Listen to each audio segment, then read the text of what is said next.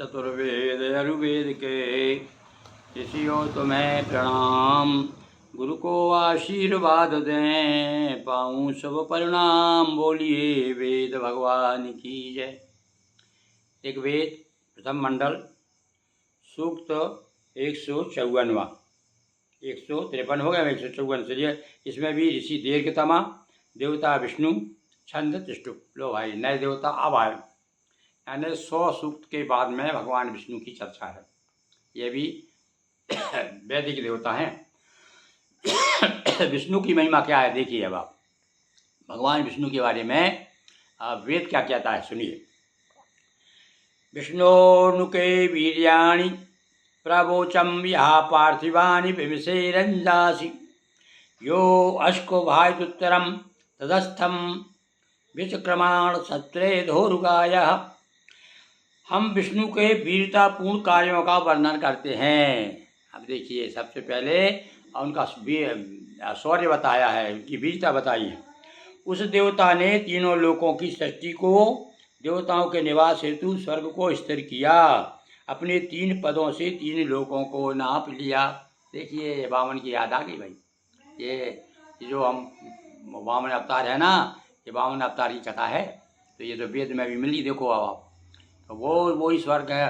वो स्वर्ग की स्थापना की उन्होंने और 3 पद से नाप लिया। काय को? लोकों को नाप लिया। प्रातते विष्णु स्तवते वीर्येण मृगो न भीमः कुचरो गिरिष्टाः यस्योरुसुतिषु विक्रमणे दीक्षयन्ति भुवनानि विश्व। संपूर्ण ब्रह्मांड विष्णु के 3 पैरों में अवस्थित है। 3 पैरों में नाप लिया था ना वामन भगवान ने। गिरी कंदराओं में रहने वाले भयंकर पशुओं के समान सारा संसार विष्णु के पराक्रम की प्रशंसा करता है। जैसे लोग भयंकर पशुओं में कितनी ताकत होती है, भयंकर, तो ऐसे उपमा दी है भाई उन्होंने। तो ये उनको पशु नहीं कहा उन्होंने। आजकल तो उल्टे ऐसा लगाते हैं, जैसा कह दो भाई, जैसे एक अभी किसी ने कह दिया कि कुत्ते की तरह घूम रहे थे हनुमान जी उसमें लंका में, तो लोग लठ लेके पीछे पड़े हैं उसके।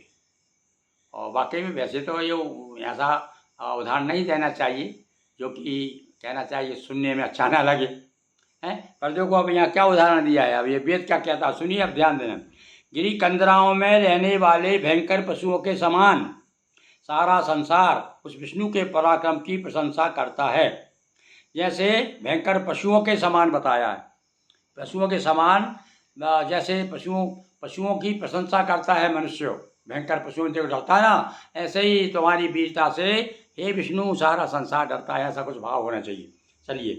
प्रा विष्णुवे सुषमेत मन गिरिक्षत उर्गायाय वृष्णे या इदम दीर्घा प्रियतम सदस्थमेको विमिमे तिभृत पदेवी।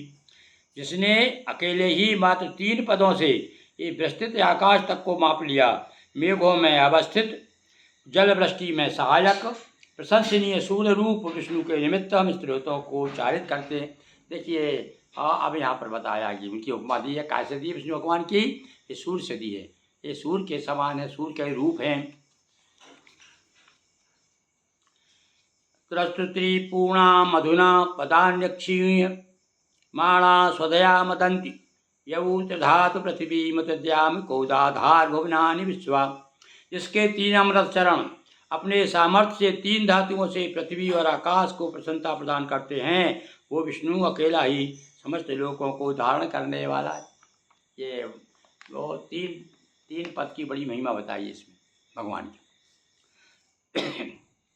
तदस्य प्रियमभिपाथो अस्याम नरो यत्र देव्यभो मदन्ति उरुक्रमस्य सही बंधित्वा विष्णुपदे परमे मधुत्साह।